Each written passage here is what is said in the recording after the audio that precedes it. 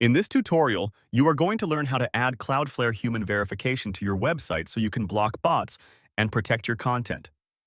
Start by creating an account on Cloudflare and adding your domain to the dashboard. Follow the setup steps, including updating your domain name servers so your traffic routes through Cloudflare. Once your site is active, open the dashboard, select your domain, and go to the security section where you can manage bot protection and challenges. To enable human verification, go to the Firewall or Rules section and create a new rule.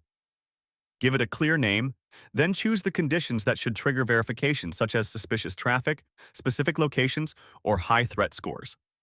For the action, select Manage Challenge, which is recommended because Cloudflare automatically decides the best type of verification for each visitor. Save and deploy the rule, and within a short time it will start applying to matching traffic. You can also increase the overall security level to automatically challenge suspicious users across your entire site.